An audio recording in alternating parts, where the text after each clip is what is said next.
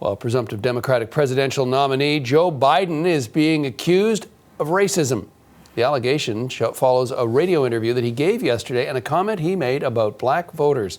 Laura McQuillan is tracking the story and joins us now. Laura, what happened? Well, with this comment, John, Biden was suggesting that if black voters support Trump, they aren't really black. And he made this off-the-cuff remark during a radio show called The Breakfast Club, hosted by Charlemagne the God. And here's how that exchange went.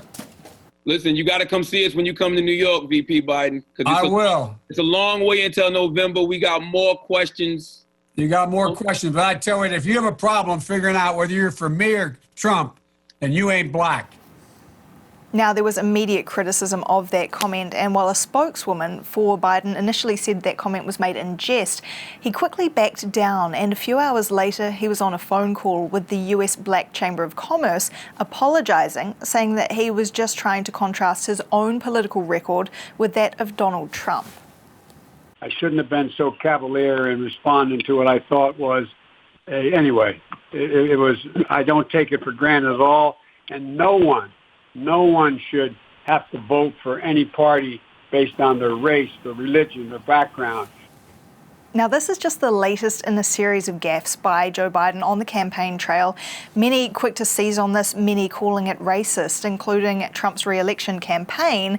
All of this putting the Biden campaign in damage control this weekend, and there is pressure on him now to choose a black female vice presidential pick. So we'll wait and see what does come out of this, John. Thanks for this, Laura. Well, for his take on this story, let's turn to Antjuan Seawright. He is a Democratic strategist, and we have reached him in Columbia, South Carolina. Antjuan, always a pleasure to have you on the show. Let's ask you straight up, what do you make of Biden's comments? I don't make anything of Vice President Biden's comments because I know his body of work, I know who he is, and I know what he will do for communities that look like mine.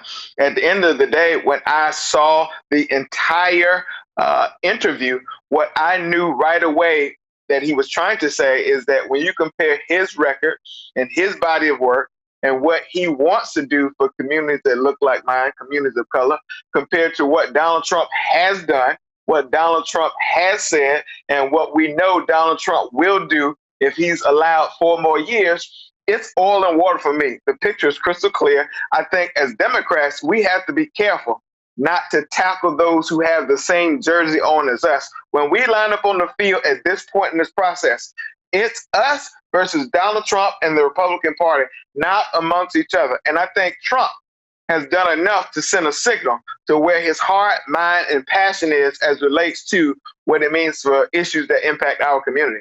And yet, doesn't this comment or similar gaffes by Biden give ammunition to that other side to turn around and attack him, as we're already seeing the Trump campaign do? Look, I said in the Washington Post that came out last night, and I think it's in the printed version today, I would have said it differently. However, the urgency of the moment we're in, my Congressional Black Caucus chairwoman, Karen Bass, when she endorsed Joe Biden, she said Black people, African Americans, are casting a survival vote in 2020. So for me, I look at this picture a lot different than people who want to have outrage and anger on Twitter to get a headline or to get retweets and likes. This is life or death for communities that look like mine. And so there's nothing Joe Biden can say or do that compares to what Donald Trump has done and will do, in my view, that will make me not do everything I can to help him get across the finish line in November. And yet, Joe Biden has had a long legislative career, decades, and that has given some a history to look back on and to pick apart in terms of his commitment to the black community. We know issues around busing, issues around mass incarceration, issues dating back to a rivalry with others around the black community. Are you saying that he is the best candidate for the black community now, or are you saying that while not ideal, the circumstances being what they are, we have to back Biden? It's so nice of you to bring up the things that some of our enemies have tried to use to divide our party and to bring confusion into this campaign. However, let me be very clear.